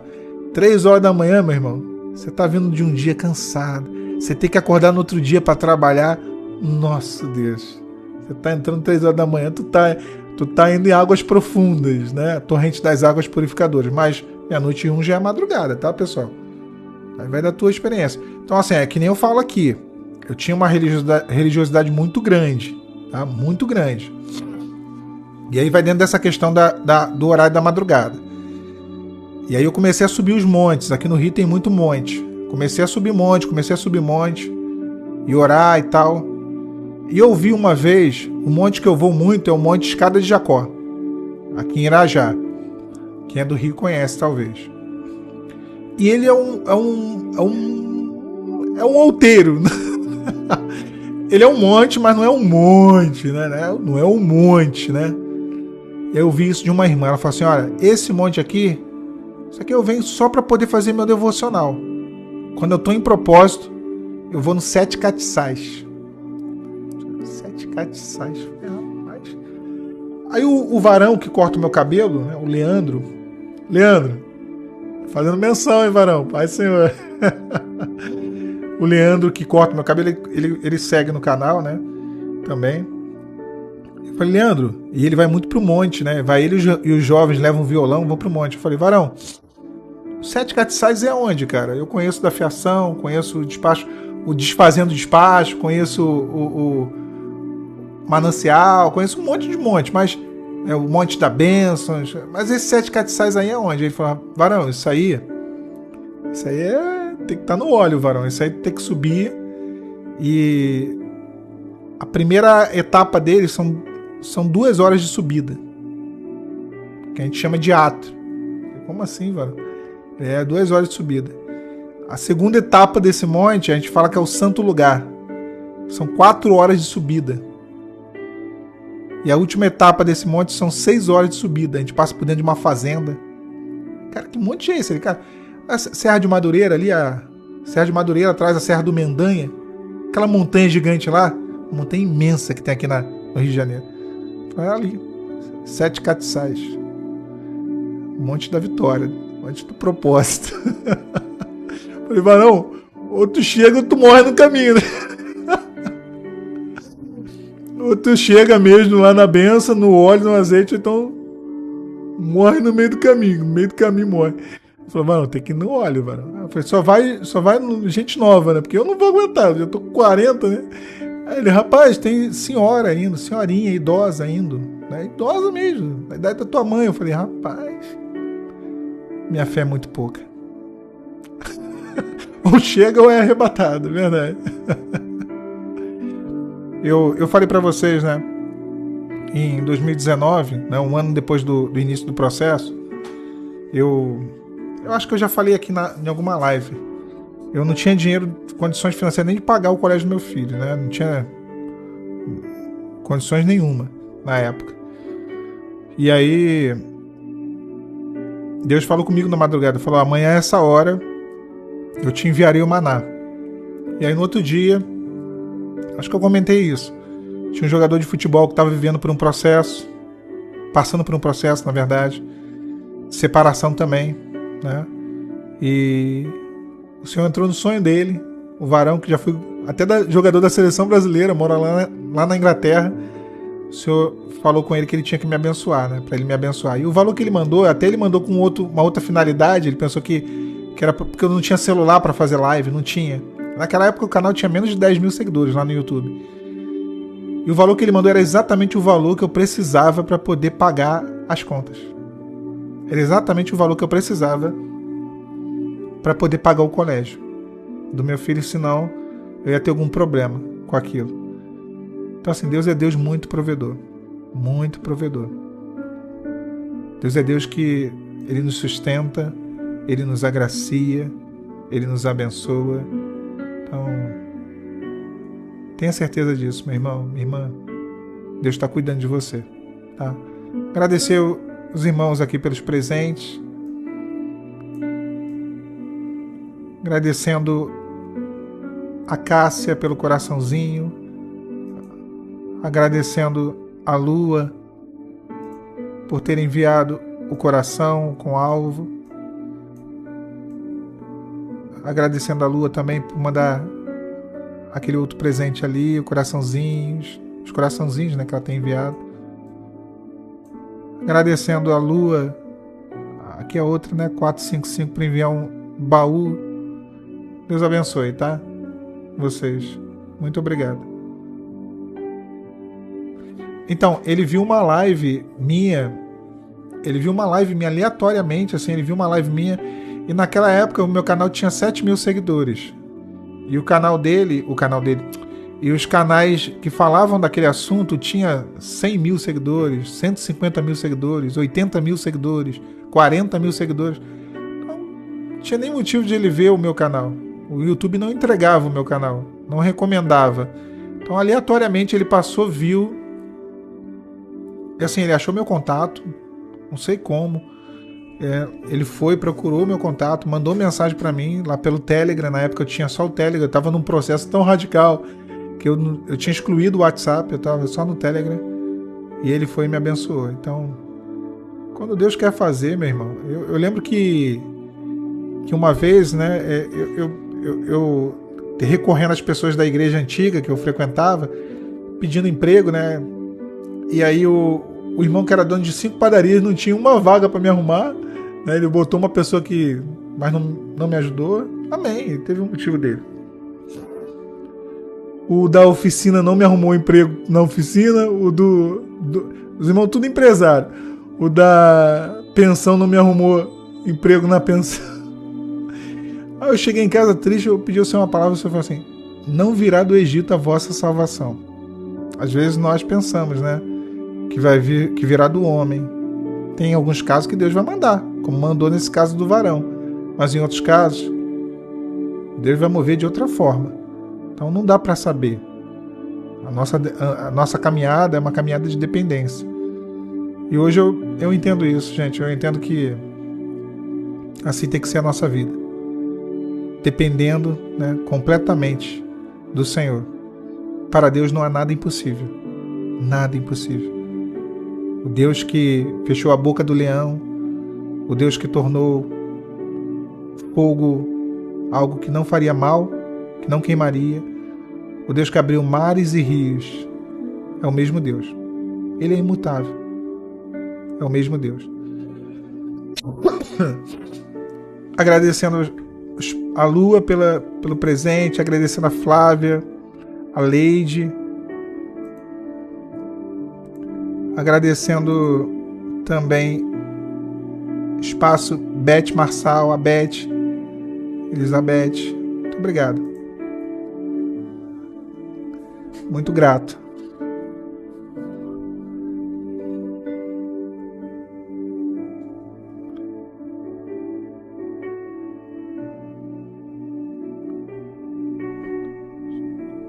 Subir aqui, pessoal.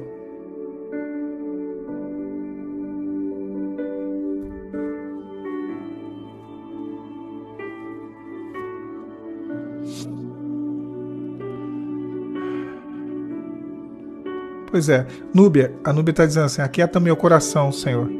Aquieta meu coração, Jesus. Vinde a mim, e encontrareis descanso para a vossa alma. Vá até ele faz um convite. Vinde, comprai sem dinheiro pão e leite. Pão e vinho, né? Se eu não me engano. Vinde, comprai. Então, há um convite do Senhor. Há um convite de Deus, tá? Então, quando você recorrer a Ele, eu digo o seguinte: o ambiente da oração é um ambiente de cura. Quando nós oramos, vou ligar um pouco o ar, pessoal. Se ficar um pouco de ruído aí, vocês me avisam, que eu tô derretendo aqui. Tá no ventilador. Quando ele liga o ar, ele abaixa um pouquinho. Tá muito ruído? Agora baixei. Tá. Até piscou a luz, né? Tá muito ruído? O ambiente de oração é um ambiente de cura, é um ambiente de libertação. A palavra, ela nos mostra isso, né? C.S. Lewis, ele diz o seguinte: a oração, ela liga o altar da terra ao trono do céu. Olha o poder da oração. Ela liga o altar da terra ao trono do céu. Então, quando nós oramos, nós acessamos a árvore da vida.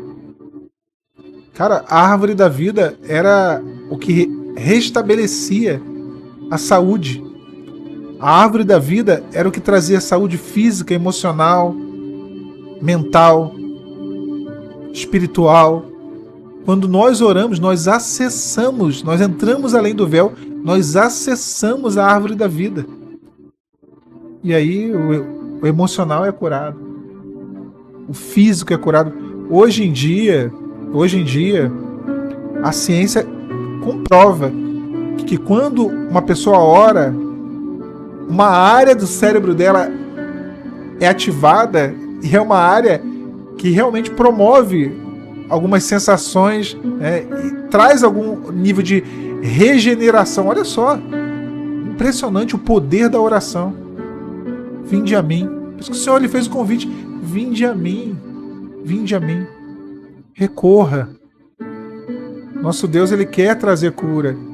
Eu sei que tem muitos corações feridos aqui, com cicatrizes profundas, com feridas profundas, mas o nosso Deus é cura. A gente vai finalizar aqui dizendo a pergunta do Senhor: não há mais médico em Gileade para curar a ferida do meu povo? Ainda há médico em Gileade.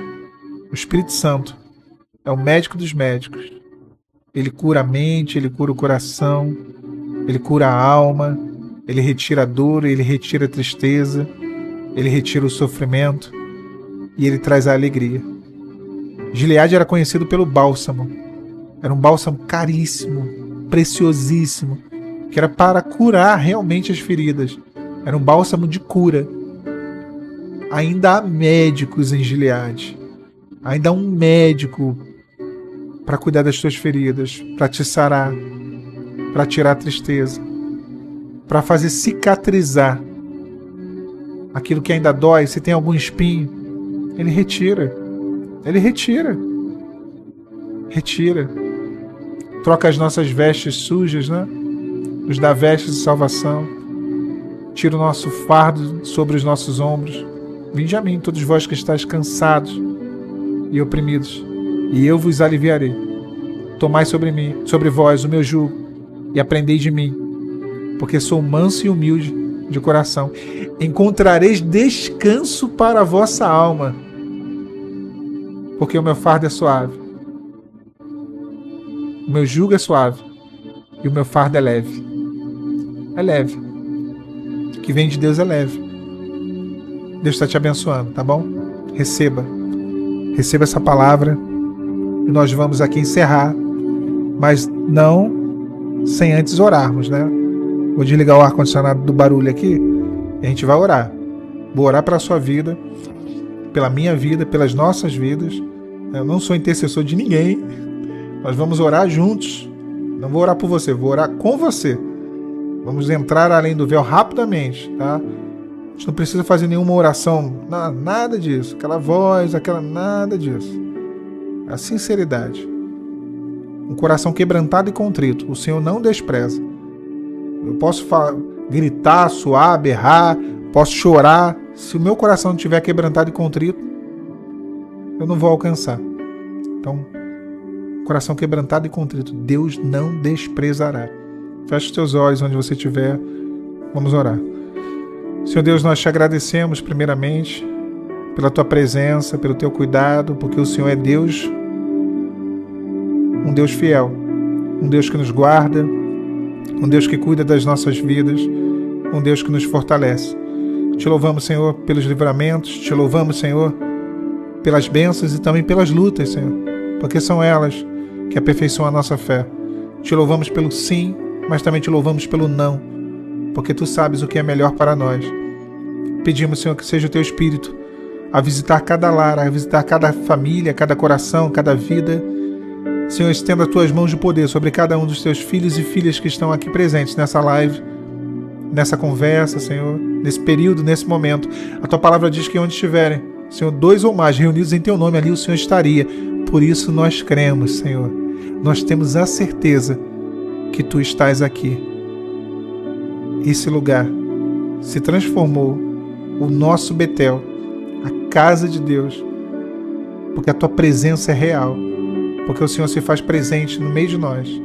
Senhor, tira a tristeza dos corações, tira a angústia, Senhor. Muitas são as aflições do justo, mas o Senhor nos livra de todas. Senhor, tira toda aflição, todo aperto no coração, tira todo pensamento negativo, pensamento ruim. Nos revista, Senhor, com toda a tua armadura, para que estejamos, Senhor, blindados contra todos os dardos inflamados do mal. Sustenta, Senhor, cada vida. Eu não conheço as necessidades e os corações, mas tu conheces cada uma, Senhor, das necessidades, cada um dos teus filhos. Opera, abençoa, glorifica o teu nome. Senhor, dê uma noite de paz, a tua paz. Oramos, pedindo assim a tua bênção, clamando em nome de Jesus. Amém, Senhor. Amém, meus irmãos. Deus abençoe vocês. Muito bom estar com vocês aqui nessa noite. Eu coloquei na descrição, né, que a nossa live seria toda segunda, quarta e sexta, mas fiquem atentos, tá? Eu posso fazer outros dias, né? Eu estaria com meu pequenininho esse final de semana, então seria mais difícil fazer a live. Só que como o carro quebrou, o câmbio quebrou, misericórdia, glória a Deus. Então eu não vou estar com ele, né? E aí talvez eu consiga fazer amanhã também e domingo também live. Então aí, fiquem atentos aí, por volta das 22 horas eu devo estar fazendo live, tá bom? E agradecendo vocês pelos presentes, o pessoal continua abençoando, a Lua, a Rocieli, a Leila, a Sol, a Flávia, todo mundo que continuou abençoando, a Núbia. Muito obrigado, tá bom? Deus abençoe vocês. A Delene, se eu errei, eu faltei, eu pulei alguém aqui, me perdoe, mas sou muito grato a vocês por essas bênçãos. A Gleice, Deus abençoe vocês. Só a gente está finalizando aqui a nossa live. Seja uma noite de paz, tá bom? Paz de Cristo. Tchau, tchau.